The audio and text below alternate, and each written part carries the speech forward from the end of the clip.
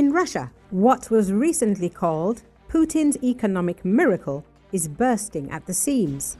Even Kremlin propagandists and Z-ideologists now admit there's no growth, there's not enough money, businesses are surviving as best they can. But officially, TV propaganda is silent and concealing the true scale of the catastrophe from Russians. Speaking on Z-propagandist Vyacheslav Manucharov's show, Alexey Chadayev, CEO of Ushkuynik Scientific and Production Center, essentially confirmed the massive failure of Putin's entire economic model. The real sector, with the exception of those working in defense, is in a bleak situation. Money is expensive, depreciation is rising, costs are rising, and there's nowhere to borrow. Everyone has a working capital deficit and cash flow gaps. Barter is back, boots for pies.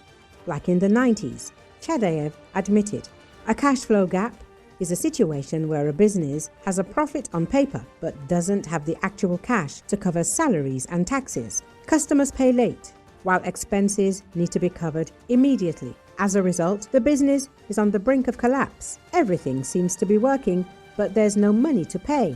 The fourth year of the war has shown that military investments aren't saving the economy, but rather destroying it. The country lacks funds even for basic needs, and the defense industry is consuming everything, from resources to personnel. The so-called economic mobilization that the Kremlin loves to talk about has backfired.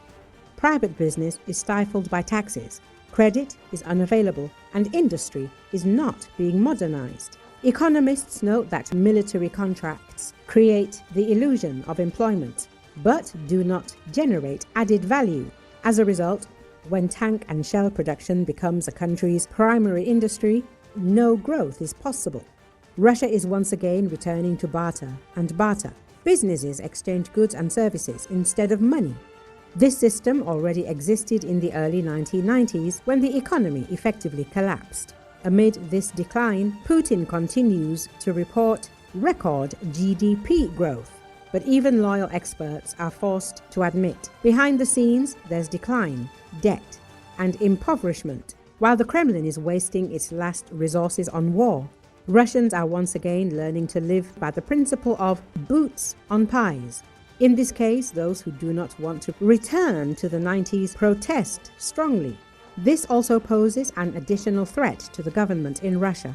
Russia's war against Ukraine continues to destroy the aggressor country's financial system, and further evidence has emerged to support this assertion.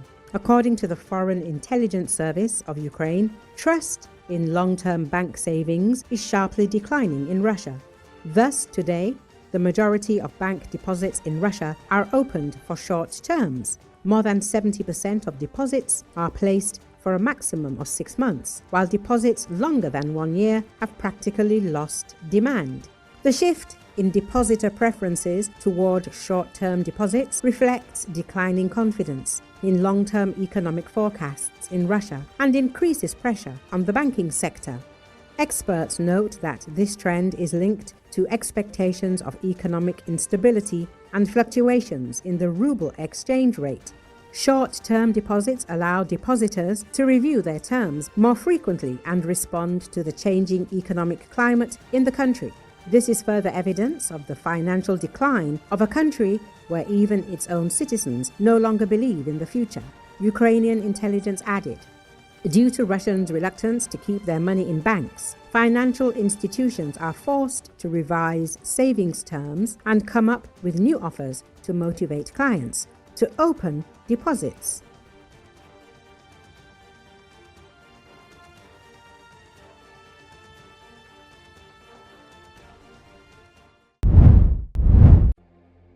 Afghanistan's foreign ministry on Monday blamed Pakistan's unacceptable proposals for the failure of conclusive talks. According to Associated Press, Afghan Foreign Minister Maulvi Amir Khan Muttaqi said the peace talks ended without an agreement. The main reason for the lack of progress was that the Pakistani representatives made proposals during the talks that were completely unacceptable. Their demand was that the Afghan government must give guarantees that there would be no security incidents in Pakistan, he said at a graduation ceremony of the 5th Specialized Training Course at the Ministry of Foreign Affairs Diplomatic Institute.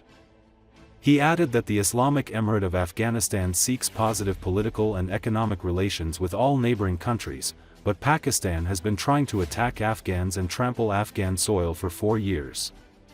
Civilians, shops, and markets in Afghanistan were bombed, and eventually even the capital, Kabul, was violated.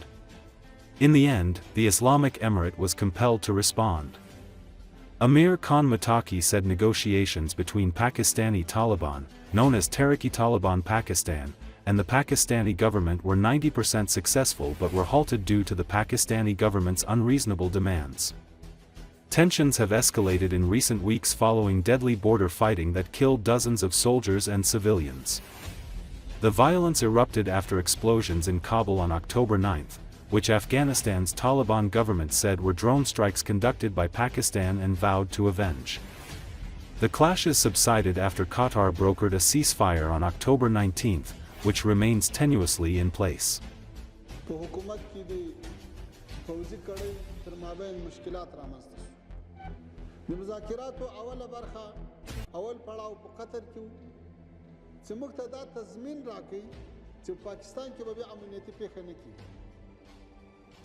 د افغانستان له موقعیت نه د تجارت او اتصال او ترانزیت او راشدر شه د لپاره ښه استفاده وسی همدا لاره غوره کړې وه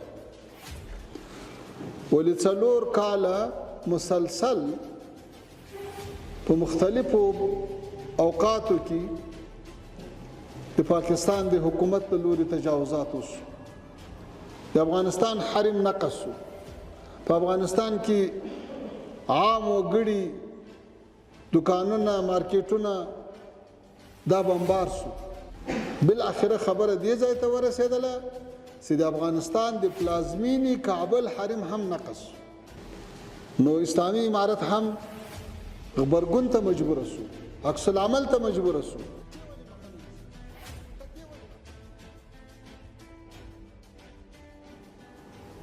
یا جنجال د ټي ټي پی سره ده او مشکلات مهاجرینو ته جوړوي موږ دا وایو چې د ډیپلوماټیکو اصولو په رڼا کې په یو معقوله تګلاره باندې باید وخت سره ولاړ شو د امارت خو ستا پرو چې ته ټي ټي پی سره کېنه ولا ستا مذاکرات د روکړو نیمې پیسه د مسله حل شو خو تا بیرته خراب وکړه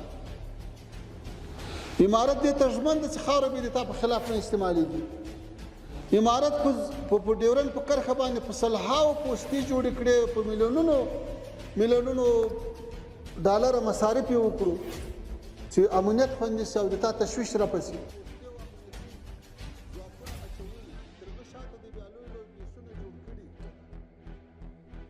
سیاست او تجارت